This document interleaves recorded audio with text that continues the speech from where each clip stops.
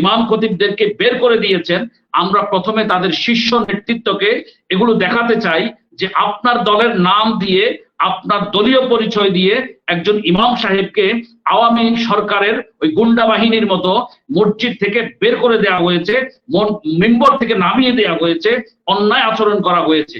আজকে সরকার পতনের, আওয়ামী সরকার পতনের সাথে সাথে তারা এমন বিএনপি জামাতের বাপ ধরেছেন, মনে হচ্ছে যেন তাদের চাইতে বড় জামাত, তাদের চাইতে বড় বিএনপি তারেক রহমান সাহেবও না, তাদের চাইতে বড় জামাত ডাক্তার শফিকুর রহমানও না, কেউ না। তারা এমন একটা ভাব ধরেছেন। তারা গত শুক্রবারে বহু মসজিদে হামলা করেছেন বলে আমরা খবর পাচ্ছি।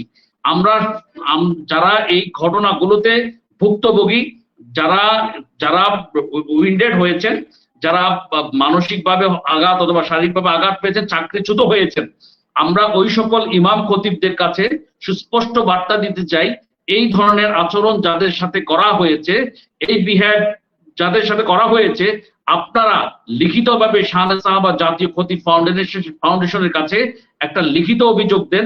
এই লিখিত অভিযোগটা আমরা সর্বপ্রথম দিতে চাই যে যেই দলের নেতা পরিচয় দিয়ে তিনি এই অন্যায় আচরণ করেছেন, ইমাম খতিবদেরকে বের করে দিয়েছেন, আমরা প্রথমে তাদের শীর্ষ নেতৃত্বকে এগুলো দেখাতে চাই যে আপনার দলের নাম দিয়ে, আপনার দলীয় পরিচয় দিয়ে একজন ইমাম সাহেবকে আওয়ামী সরকারের ওই গুন্ডা বাহিনীর মতো মসজিদ থেকে বের করে দেওয়া হয়েছে, মেম্বর থেকে নামিয়ে দেওয়া হয়েছে, অন্যায় আচরণ করা হয়েছে।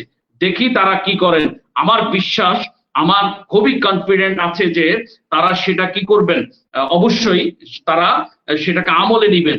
আনফরচুনেটলি যদি তারা আমলে না নেন, তাহলে তাদেরকে অবশ্যই মনে রাখতে হবে আমরা খতিবদের ঐক্যবদ্ধ একটা জাতীয় সংগঠন, বাংলাদেশের ইতিহাসে এই প্রথম কোন সংগঠন সর্বদলীয় মাসলাকের ইমামদের জন্য সমানভাবে একেবারে জিরো টলারেন্সে আমরা কাজ করে থাকি।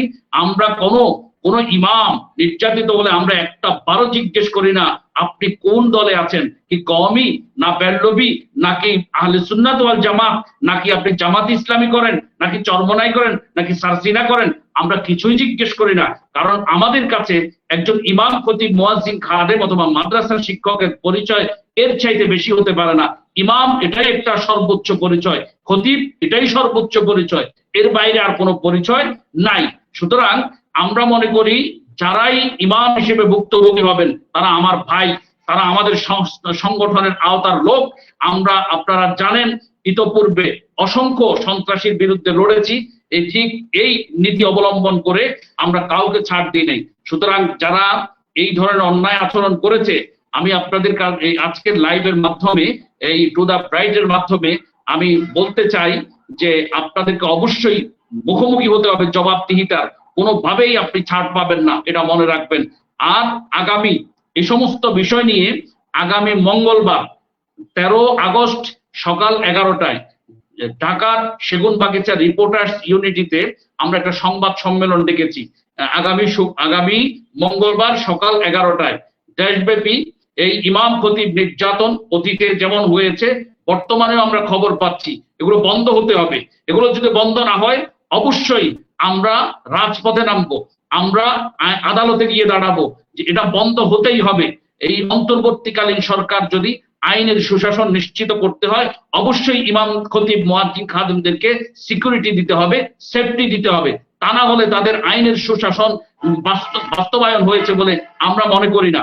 কারণ একটা আইনের সুশাসন বাস্তবায়ন হবে তখন একটা দেশে যখন সামাজিকভাবে মানুষ সুশাসনের ফল ভোগ করবে। আর সামাজিকভাবে সুশাসন তখন বোঝা যাবে যখন মসজিদে সুবিচার হবে। মসজিদে যদি মিম্বারে, মসজিদের ভিতরে যদি কমিটির স্বৈরতন্ত্র চলে, কমিটির স্বৈরাচারী নীতি চলে, আদর্শ বাস্তবায়িত হয়, তাহলে কোনোদিন এই দেশে সমাজগুলোতে সুশাসন বাস্তবায়ন হয়েছে বলে আমরা মনে করি না। এজন্য ডক্টর মোহাম্মদ প্রফেসর ইউনূস সাহেবের যে সরকার, এই সরকারের কাছে আমাদের দাবি হচ্ছে অবশ্যই ইমাম খতিব মুয়াজ্জিন খাদেমদেরকে সেফটি দিতে হবে, সিকিউরিটি দিতে হবে। কোনো ব্যক্তি অথবা গোষ্ঠী দলীয় পরিচয় ব্যবহার করে যাতে করে কোনো ইমাম খতিবের উপর অন্যায় আচরণ করতে না পারে সে বিষয়ে আমাদেরকে নিশ্চিত করতে হবে।